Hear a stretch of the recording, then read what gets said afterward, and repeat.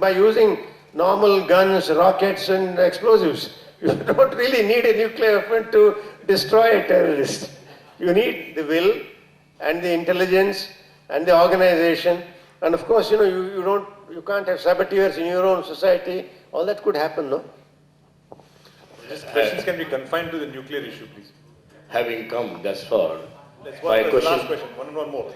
Please. Having come thus far, my question might be a little out of place, but still I want to ask it. After the Chernobyl accident, the World Watch Institute just made it little mockery of the whole thing and said, is it not like burning a whole forest for making one omelette by using the atomic energy? Is it not possible to use the natural sources like wind, wave, solar energy and other things?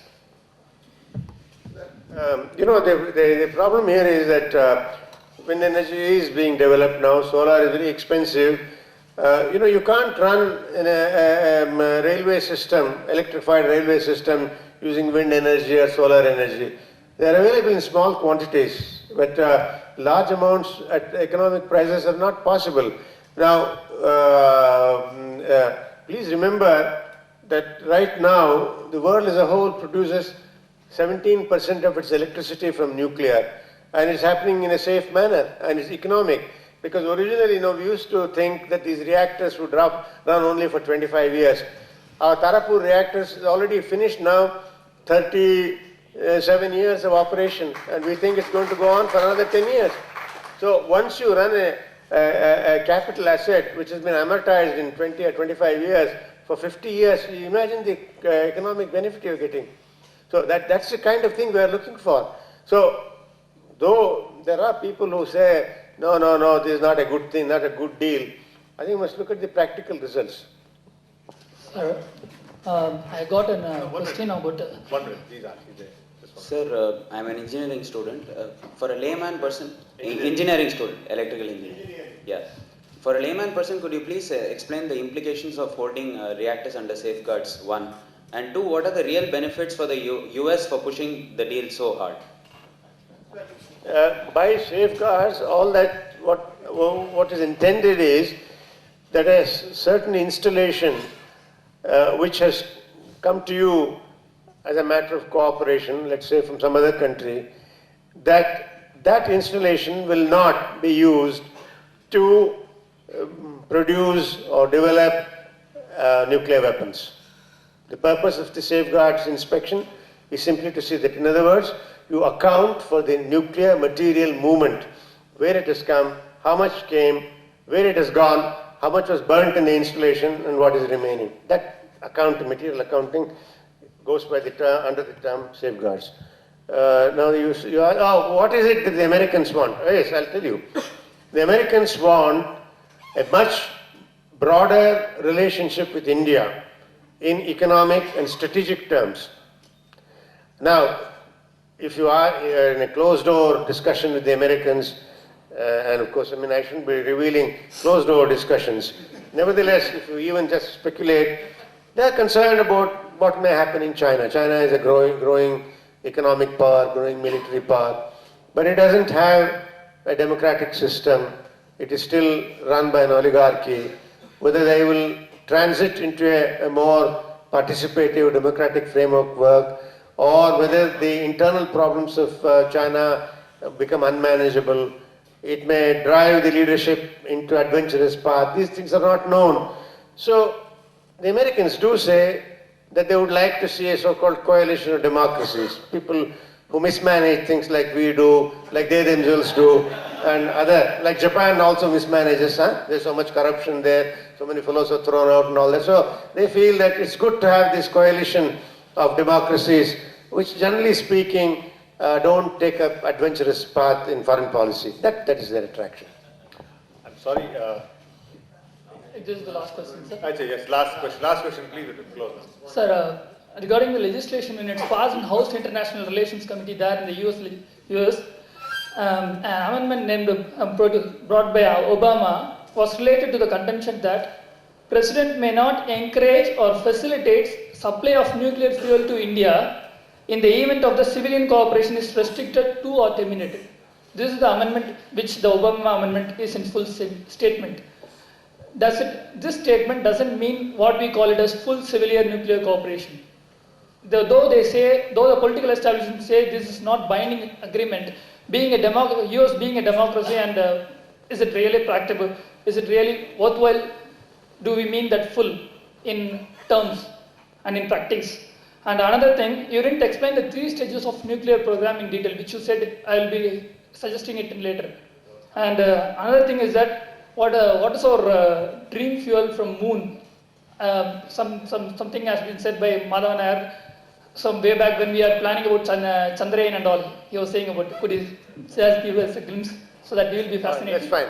Well, I know already, I don't think there's any point in discussing the details of this Hyde bill or amendments and all that. We've already discussed as we see it, the difficulties of that bill relative to the Indian position. That's been discussed. So I think these issues are contained in those observations. With regard to this moon, it is true that where people say that there is an helium-3 available in the moon, and that you could bring that helium-3, it will then be advantageous for us to use it in a thermonuclear reactor and all that. You know, please remember one thing, all energy technologies have a long lead time. You just go back in history, until about say 1600 or 1700, the whole world depended only on wood or wind because of sailboats. Then came the age of coal. Coal has lasted about 100, 150 years. Then has come the age of petroleum, roughly about 100 years. And it takes about 50 years for a new energy technology to penetrate into the market before it becomes economic, viable, safe and all that. Now, nuclear energy, we all thought had already arrived on the scene in 1945-50. It's really taking 50, 60 years for it to become widespread. It's only 17% now. Yes, by 2050, it will probably be significant in the world as a whole. It's again almost 100 years. Now we are talking of now thermonuclear energy. Now that will come into really significance by about 2070, 2080. This helium from moon may be about 3000 plus 2020.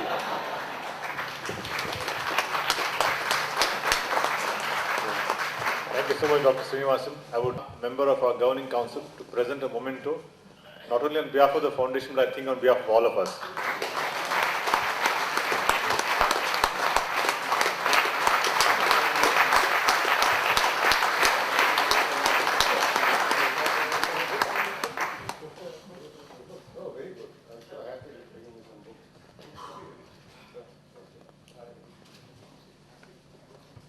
On behalf of the foundation, we have given a set of books, and one book, Dr. Sreenivasan, is by Michael Crichton, who wrote Jurassic Park, and he says that the entire thing of global warming may not be correct. I hope you...